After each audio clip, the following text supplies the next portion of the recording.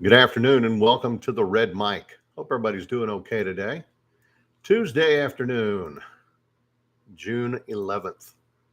Really hope everybody's doing okay.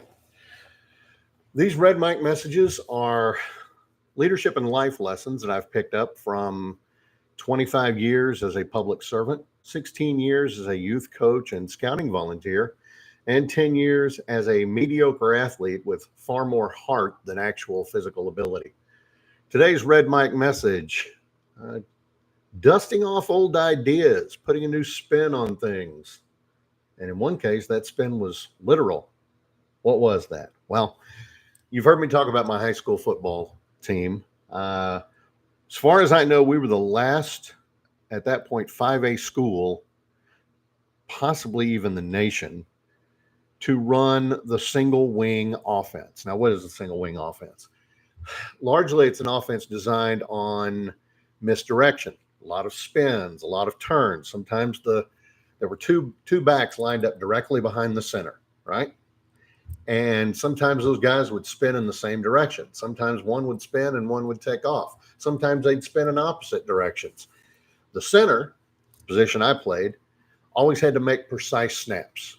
Sometimes it was at the knee, sometimes at the shoulder, sometimes it was a lead where they were taken off one direction or the other. The great thing about the single wing offense is, again, it's an offense based on misdirection. All that spinning tended to confuse people, and if you had the ball really well hidden, you could really capitalize on that. And my high school started running it in the early 80s. And because my high school started running it, my middle school started running it. So by the time we got to high school, we had already had the single wing offense for a couple of years. And then by the time you get on varsity, that's another 2-3 years. So by the time you're a junior, senior, you've got a lot of experience running that offense. So because of that, we knew it well. We knew how to run it well.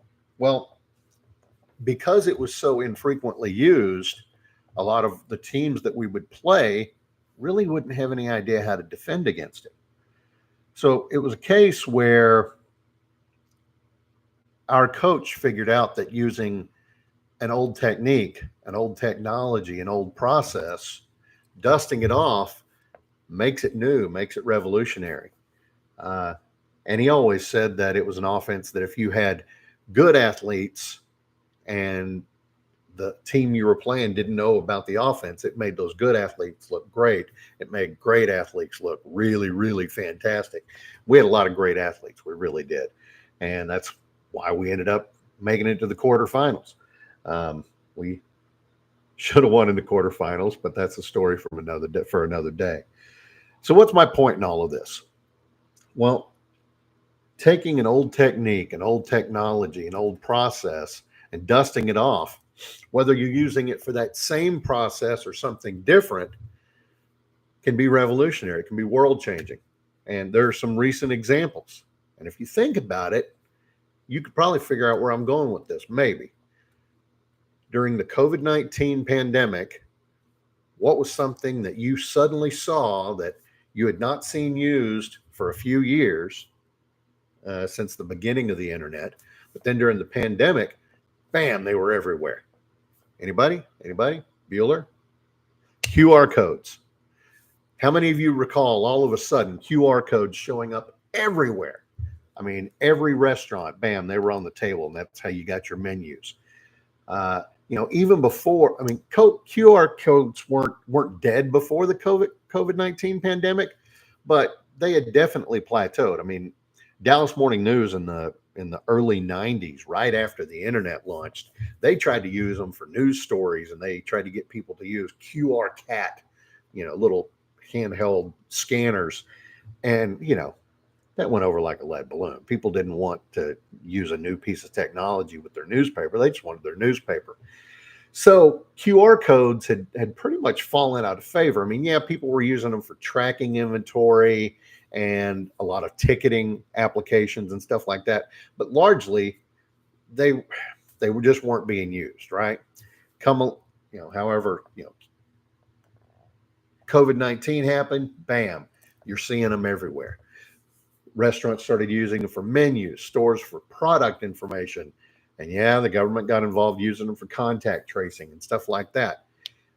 The thing is, now that they've sort of become ubiquitous again, and even more so than they ever were, I don't think QR codes are going to go away anytime soon. I used one at lunch earlier today that I scanned it, bam, I was able to pay for my lunch. It took me to a billing application. Bam, I typed in all my information and there you go.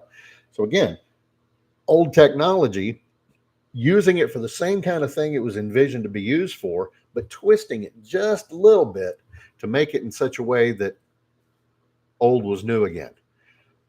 There's other examples. Vinyl records.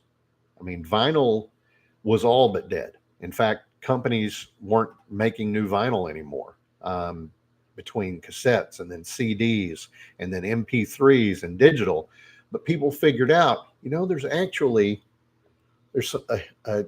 layer of warmth, an extra layer of sophistication in the tones that come out when you're using a vinyl record.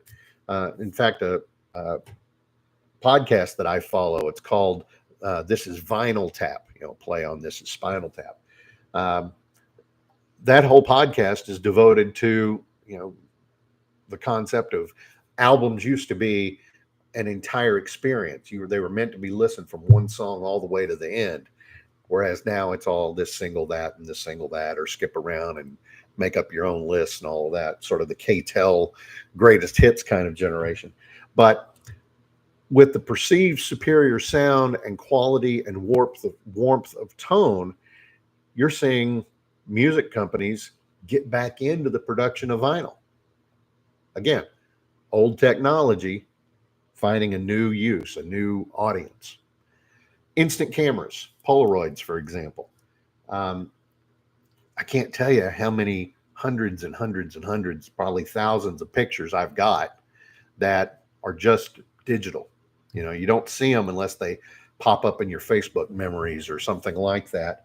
Well, people have started capitalizing on that. Polaroid cameras are coming back in style in lots of different manners. They're more expensive than they used to be, but they should be more expensive than they used to be because prices go up, right? But people have figured out, okay, yeah, I want to print that, but I don't want to do it on my home printer because that is junk, and I don't want to take my cameras to Walgreens or somebody and have them do it. So why don't I use this Polaroid and we can as the old song goes, shake it like a Polaroid picture, although you're really not supposed to shake it. But so again, another use, an old technology, but it's found new popularity. Well, okay, Patrick, what sort of application does that have in the workplace? Look for innovation through reevaluation. Look for things that you've either done in the past or things you're doing now that you might put a little bit of a different twist to, a little bit of change. Check your old ideas and processes, see if they can be adapted for new uses or new audiences. That can be a really cost-effective way to spark some innovation. Identify knowledge gaps. Look for areas where your current practices might be lacking and look to see if there's one of those old dogs and one of those old tricks that might be dusted off and used in a modern setting. Embrace experimentation through all of this. Don't be afraid to repurpose older ideas into new ways of thinking, new ways of doing things. It could lead to new products, services, or workflows, just like the QR code. Who would have thought that, a technology that had been largely consigned to, warehousing was going to be so popular, so widely used now. You can't go into a restaurant in America now, maybe even most of the world, or at least the English-speaking world, where you're not going to find QR codes on darn near every table. All that being said, you can also maintain traditions while modernizing. Tradition doesn't mean it has to be old and staid and boring. Consider how to incorporate the best aspects of your traditions into new processes moving forward. And that's today's Red Mike message. I hope you found it helpful. I hope you found it interesting. I hope that you will like and share and follow me on both on Facebook and on YouTube. Also, look for the other platforms, though. I upload these messages every day to LinkedIn, to Instagram, to X, formerly known as Twitter, and we're also on Spotify. You can find it anywhere. Just type in Red Mike Messages. You can look it up as a one word smushed together. You can look at for uh, 3 words separately. Join me every day here. For now, it's still live at 2:30. I'm still considering perhaps uh, going to a pre-taped sort of thing and then uploading it. I hope you'll join me the next time. And until the next time, remember, life is short. Drink the bourbon.